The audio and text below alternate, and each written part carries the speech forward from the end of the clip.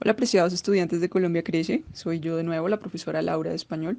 Espero que hayan tenido una buena semana, que hayan visto en los obstáculos, que hayan tenido una oportunidad para aprender nuevas cosas y que, bueno, en general las cosas hayan marchado bien en la medida de lo posible.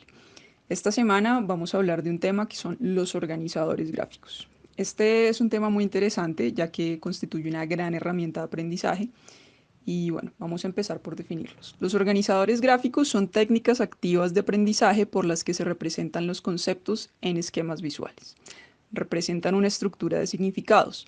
Esta construcción involucra habilidades como ordenamiento, comparación y clasificación necesarias para crear representaciones de conceptos y procesos.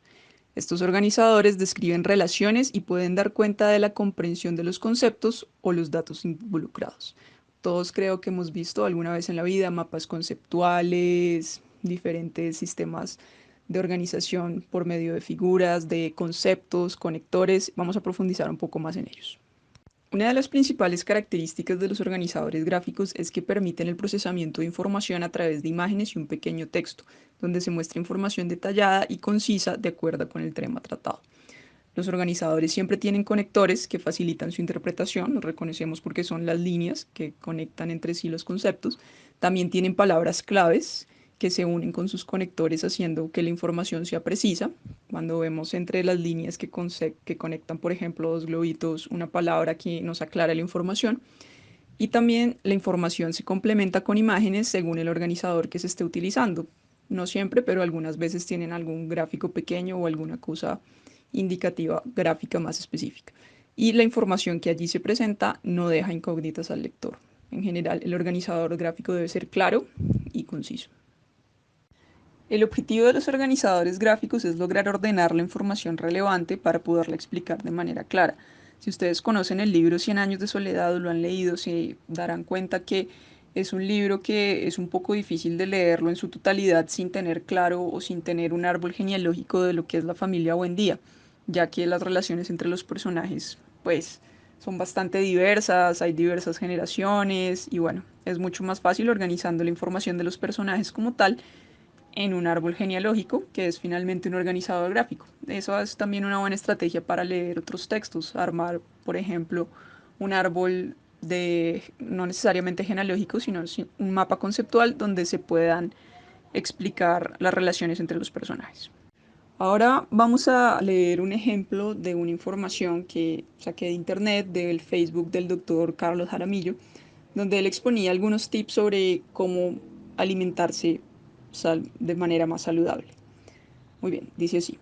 Muchas veces me preguntan, ¿y entonces qué como? Si no debo comer lácteos, panadería, azúcar, comida procesada y o enlatada, embutidos, ¿qué como? La respuesta siempre es sencilla. Tenga uno las elecciones que tenga, la base de su alimentación deben ser los alimentos de la tierra. Así haga la dieta paleo, sea vegetariano. La base de su comida deben ser los vegetales, que podemos comer de diversas formas. Debemos reconciliarnos con un modelo de nutrición como el que llevaban nuestros ancestros. No podemos pretender comer todo lo que sale de tarritos y paqueticos. Mientras yo coma 5 a 7 porciones de vegetales, 1 a 2 porciones de frutas, nunca entre comidas, proteína moderada, sea cual sea el origen que yo elija, pero ante todo adecuada para mi peso y actividad física. Pero de nuevo, moderada.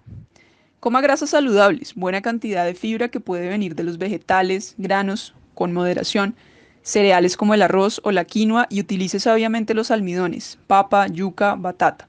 También utilice sabiamente los condimentos como agentes poderosos. Así puede encontrar las recetas a todo lo que requiere. La principal herramienta para una alimentación sana es volver a la base. Volvamos a la plaza de mercado. Esa es la más poderosa farmacia y ahí encontramos la solución a todo lo que va a determinar la base de su alimentación y la información que necesita su cuerpo.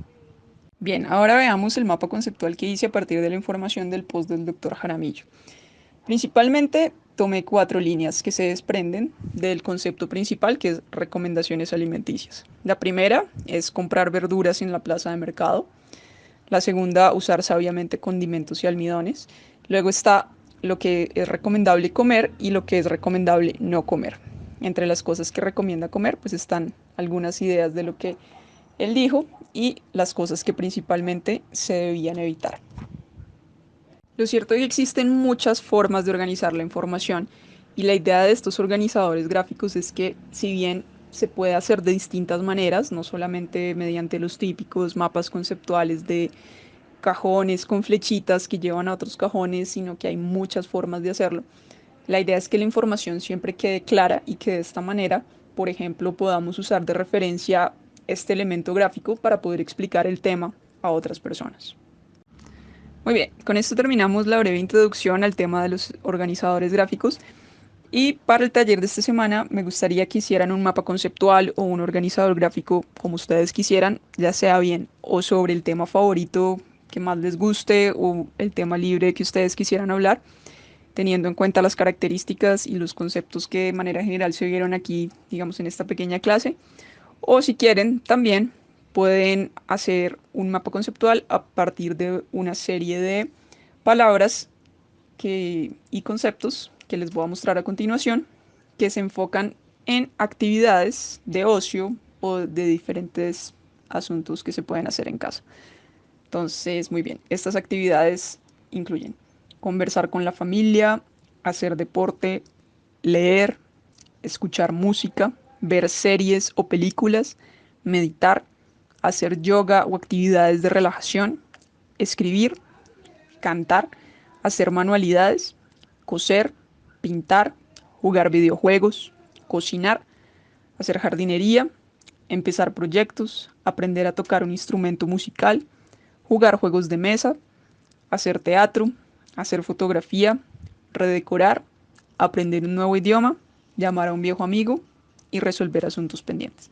La idea es que pueden elegir una de las dos opciones, ya sea hacer un mapa conceptual sobre el tema libre, su tema favorito, o con los conceptos que les he dado aquí en esta lista. Y bueno, espero que tengan una buena semana y que algo de lo que hayan aprendido les haya resultado útil. Un abrazo y que estén muy bien.